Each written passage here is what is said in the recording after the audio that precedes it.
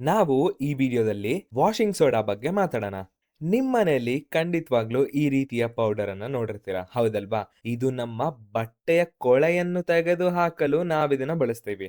ಅಕಸ್ಮಾತ್ ಆಗಿ ಈ ವಾಷಿಂಗ್ ಸೋಡಾ ಇಲ್ಲ ಅಂದ್ರೆ ನೀವಿದ್ರಿಂದ ಮಾಡಲಾದ ಒಂದು ಡಿಟರ್ಜೆಂಟು ಅಥವಾ ಸೋಪು ಅಥವಾ ಸೋಪಿನ ಪುಡಿ ಬಳಸ್ತಿರ್ಬೋದು. ನಾವು ಈ ವಿಡಿಯೋದಲ್ಲಿ ನಿಖರವಾಗಿ ವಾಷಿಂಗ್ ಸೋಡಾ ಅಂದ್ರೆ ಏನು, ಇದರ ರಾಸಾಯನಿಕ ನಾಮ, ಉಪಯೋಗ, ಸೂತ್ರ ಇದನ್ನೆಲ್ಲ ಡೀಟೇಲ್ ಆಗಿ ಕಲ್ತ್ಕೊಂತೀವಿ. ಮೊದಲಿಗೆ ವಾಷಿಂಗ್ ಸೋಡಾನ ಇಂಗ್ಲಿಷ್ ಅಲ್ಲಿ ಸಹ ನಾವು ವಾಷಿಂಗ್ ಸೋಡಾ ಅಂತಾನೆ ಹೇಳ್ತೀವಿ. ಇದರ ರಾಸಾಯನಿಕ ನಾಮ ಬಂದು ಸೋಡಿಯಂ ಕಾರ್ಬನೇಟ್ ಡೆಕಾಹೈಡ್ರೇಟ್ ಅಂತ ಹೇಳಿ ಕರಿತೀವಿ. ಇದಿಷ್ಟು ಅರ್ಥ ಆಯ್ತಲ್ಲ. ಈಗ ಇದರ ರಾಸಾಯನಿಕ ಸೂತ್ರಕ್ಕೆ ಹೋಗಕ್ ಮುಂಚೆ ನೋಡಿ, ಈ ಸೋಡಿಯಂ ಕಾರ್ಬನೇಟ್ ಅನ್ನ ನಾವೇನಂತ ಬರಿತೀವಿ? Na2CO3, ಹೌದಲ್ವಾ? Na2CO3 ಅಂದ್ರೆ ಸೋಡಿಯಂ ಕಾರ್ಬನೇಟ್. ಹಾಗಾದ್ರೆ ಡೆಕಾಹೈಡ್ರೇಟ್ ಅಂದ್ರೆ ಏನಿರ್ಬೋದು?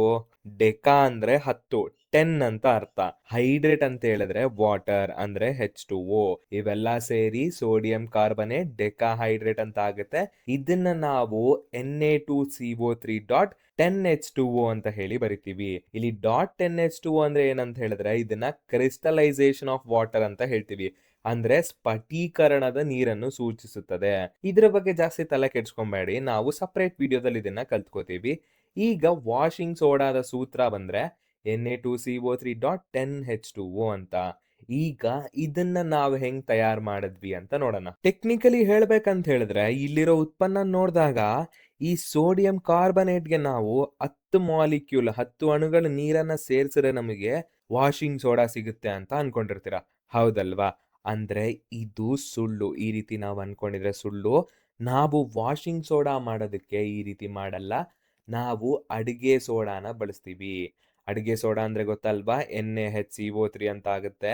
ಇದನ್ನ ನಾವು ಬಳಸ್ಕೊಂಡು ನಾವು ವಾಷಿಂಗ್ ಸೋಡಾನ ಕಂಡುಹಿಡಿತೀವಿ. ಈ ಅಡಿಗೆ ಸೋಡಾನ ನಾವು ಬಿಸಿ ಮಾಡಿದಾಗ ನಮಗೆ Na2CO3 ಅಂತ ಸಿಗುತ್ತೆ. ಅದರ ಜೊತೆ ನೀರು, ಅದರ ಜೊತೆ ಇಂಗಾಲದ ಡೈಆಕ್ಸೈಡ್ ಅನ್ನೋ ಒಂದು ಅನಿಲ ಸಹ ಸಿಗುತ್ತೆ. ನಾವಿಲ್ಲಿ ನೀರನ್ನ ಹೊರಗಡೆ ತೆಗ್ದಾಕಿದ್ರೆ ಉಳಿದಿರ್ತಕ್ಕಂಥ Na2CO3 ಏನಿದೆಯೋ ಇದರ ಜೊತೆ ನಾವು ನೀರನ್ನ ಕಂಬೈನ್ ಮಾಡಿದ್ರೆ ನಮ್ಮ ವಾಷಿಂಗ್ ಸೋಡಾ ಅನ್ನೋದು ಸಿಗುತ್ತೆ.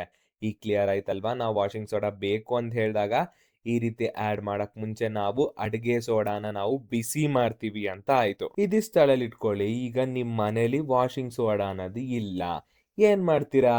ಅಡಿಗೆ ಸೋಡಾನ ತಗೊಂಡು ಈ ರೀತಿ ಬಿಸಿ ಮಾಡಿ ನಂತರ ನೀರ್ ಹಾಕಿದ್ರೆ ನಮಗೆ ವಾಷಿಂಗ್ ಸೋಡಾ ಅನ್ನೋದು ರೆಡಿ ಆಗೋಗುತ್ತೆ. ಆದ್ರೆ ದೊಡ್ಡ ವಿಚಾರ ಏನಂತ ಹೇಳಿದ್ರೆ ಇದನ್ನ ಮಾಡೋವಾಗ ನಾವು ಹುಷಾರಾಗಿರ್ಬೇಕು. ಯಾಕಂತ ಹೇಳಿದಾಗ ಇಲ್ಲಿ ನೋಡಿ, ಕಾರ್ಬನ್ ಡೈಆಕ್ಸೈಡ್, ಇಂಗಾಲದ ಡೈಆಕ್ಸೈಡ್ ಅನ್ನುವ ಅನಿಲ ಅನ್ನೋದು ರಿಲೀಸ್ ಆಗುತ್ತೆ ಇದು ಮಾಡುವಾಗ. ಈ ಅನಿಲವನ್ನ ನಾವು ಉಸಿರಾಡಿದ್ರೆ ಇದು ತುಂಬಾ ತುಂಬಾ ಅಪಾಯಕಾರಿಯಾಗಿರುತ್ತೆ. ನಮ್ ಹೆಲ್ತ್ಗೆ ಇದು ಒಳ್ಳೇದಲ್ಲ. ಹಾಗಾಗಿ ಮನೆಯಲ್ಲಿ ನಾವ್ ಇದನ್ನ ತಯಾರಿಸ್ತಿದೀವಿ ಅಂದ್ರೆ ತುಂಬಾ ತುಂಬಾ ಹುಷಾರಾಗಿರ್ಬೇಕು. ಈಗ ಇನ್ನೂ ಒಂದು ವಿಚಾರ ಏನಂತ ಹೇಳಿದ್ರೆ ಈ ವಾಷಿಂಗ್ ಸೋಡಾ ತಯಾರು ಮಾಡುವಾಗ ನಾವು ಅಡಿಗೆ ಸೋಡಾನ ಬಳಸ್ಕೊಂಡ್ವಿ, ಇದು ತಲೆಯಲ್ಲಿ ಇಟ್ಕೊಳ್ಳಿ. ಇವೆರಡೂ ಸೂತ್ರ ನೋಡಿ, Na2CO3 NaHCO3, ಇದು ಸ್ವಲ್ಪ ತಲೆಗೆ ಕನ್ಫ್ಯೂಷನ್ ಆಗೋ ತರ ಇರುತ್ತೆ. ಕ್ಲೀನ್ ಆಗಿ ನೋಡಿದಾಗ ಇಲ್ಲೂ ಸಹ ಸೋಡಿಯಂ ಇದೆ ನೋಡಿ, ಇಲ್ಲೂ ಸಹ ಸೋಡಿಯಂ ಇದೆ, ಇಲ್ಲೂ ಸಹ ಕಾರ್ಬನೇಟ್ ಇದೆ, ಇಲ್ಲೂ ಸಹ ಕಾರ್ಬನೇಟ್ ಇದೆ. ಆದ್ರೆ ವಾಷಿಂಗ್ ಸೋಡಾದಲ್ಲಿ ನೀರಿದೆ. ಅದೇ ಬೇಕಿಂಗ್ ಸೋಡಾ ಅಂತ ಬಂದಾಗ ಇದರಲ್ಲಿ ನೀರು ಅನ್ನೋದು ಇಲ್ಲ. ನೀರಿನ ಹೊರತು ಇಲ್ಲೇನಿದೆ? ಹೈಡ್ರೋಜನ್ ಅನ್ನೋದಿದೆ. ಇಲ್ಲಿ ಹೈಡ್ರೋಜನ್ ಅನ್ನೋದು ಇಲ್ಲ. ಇದನ್ನ ನೀವು ತಲೆಯಲ್ಲಿ ಕ್ಲೀನ್ ಆಗಿ ಫೀಡ್ ಮಾಡ್ಕೋಬೇಕು. ವಾಷಿಂಗ್ ಸೋಡಾದಲ್ಲಿ ನೀರಿರುತ್ತೆ, ಅಡಿಗೆ ಸೋಡಾದಲ್ಲಿ ನೀರಿರಲ್ಲ. ಇದನ್ನ ಕಲಿಬೇಕಂದಾಗ ನನಗೆ ತುಂಬಾ ತುಂಬಾ ಕನ್ಫ್ಯೂಷನ್ ಅನ್ಸೋದು. ನೋಡಿ, ನಾನು ಹೇಳ್ದೆ ವಾಷಿಂಗ್ ಸೋಡಾ ಅಂದ್ರೆ ನೀರಿರುತ್ತೆ. ವಾಷಿಂಗ್ ಸೋಡಾ ಏನಕ್ಕೆ ಬಳಸ್ಕೊಂತೀವಿ? ವಾಶ್ ಮಾಡೋದಕ್ಕೆ ಬಳಸ್ಕೋತೀವಿ. ಹಾಗಾಗಿ ಇದರಲ್ಲಿ ನೀರು ಅನ್ನೋದಿರುತ್ತೆ. ನೀರು ಅನ್ನೋದು ಇಲ್ಲ ಅಂದ್ರೆ ಒಂದು ಹೆಚ್ಚು ಹಾಕಿದ್ರೆ ಅದು ಬಂದು ಅಡಿಗೆ ಸೋಡಾ. ಇಷ್ಟೇ ಇದ್ರ ವ್ಯತ್ಯಾಸ. ಇಷ್ಟು ಬಿಟ್ರೆ ಇನ್ನೇನು ಇಲ್ಲ. ತಲೆಯಲ್ಲಿ ಇನ್ನೊಂದು ವಿಚಾರ ಏನಂತ ಹೇಳಿದ್ರೆ ಅಡಿಗೆ ಸೋಡಾನ ಬಳಸಿ ನಾವು ವಾಷಿಂಗ್ ಸೋಡಾ ತಯಾರಿಸಿದ್ವಿ. ಅಡಿಗೆ ಸೋಡಾನ ತಯಾರ್ಸಕ್ ನಾವೇನೇನ್ ಯೂಸ್ ಮಾಡಿದ್ವಿ? ನೆನಪು ಮಾಡ್ಕೊಳ್ಳಿ.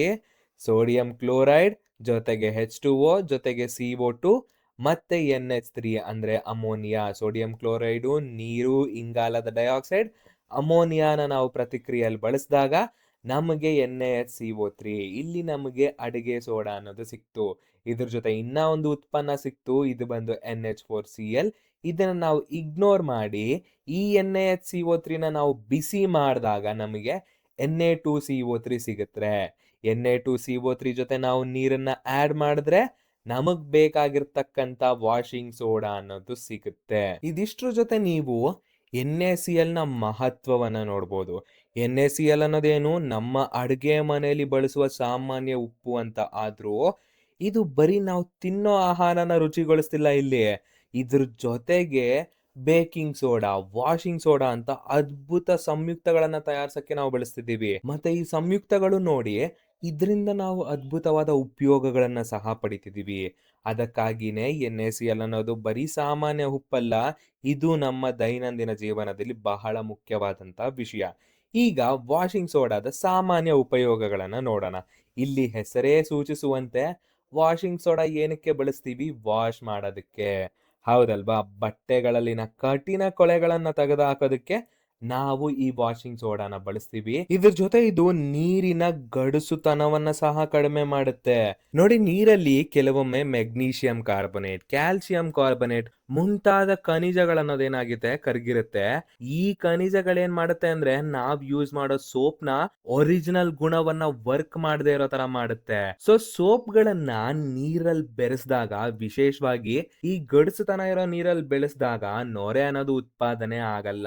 ಹಾಗಾಗಿ ನಾವು ವಾಷಿಂಗ್ ಸೋಡಾವನ್ನ ಸೋಪ್ ತಯಾರಿಸೋದಕ್ಕೂ ಬಳಸ್ತೀವಿ. ಇದನ್ನೆಲ್ಲ ಹೊರತುಪಡಿಸಿ ನಾವು ವಾಷಿಂಗ್ ಸೋಡಾವನ್ನ ಗಾಜು ತಯಾರಿಸಕ್ಕೂ ಬಳಸ್ತೀವಿ. ವಾಷಿಂಗ್ ಸೋಡಾನ ನಾವು ಸಿಲಿಕಾನ್ ಜೊತೆ ಮಿಕ್ಸ್ ಮಾಡಿದ್ರೆ ಮೃದುವಾದ ಗಾಜು ಅನ್ನೋದು ತಯಾರಾಗುತ್ತೆ. ಮತ್ತೆ ವಾಷಿಂಗ್ ಸೋಡಾದಲ್ಲಿ ಸೋಡಿಯಂ ಇರುವ ಕಾರಣ ನಾವು ಇದನ್ನ ಬಳಸ್ಕೊಂಡು ಸೋಡಿಯಂ ಸಂಯುಕ್ತಗಳನ್ನ ಕ್ರಿಯೇಟ್ ಮಾಡಬಹುದು. ಅಂದ್ರೆ ಇನ್ನು ಇತರ ಸೋಡಿಯಂ ಸಂಯುಕ್ತಗಳನ್ನ ನಾವು ತಯಾರು ಮಾಡಬಹುದು. ಉದಾಹರಣೆಗೆ ಬೋರಾಕ್ಸ್. ಈ ಬೋರಾಕ್ಸ್ ಅನ್ನೋದು ವಸ್ತುಗಳನ್ನು ಸ್ವಚ್ಛ ಮಾಡೋದಕ್ಕೆ ಯೂಸ್ ಮಾಡ್ತೀವಿ.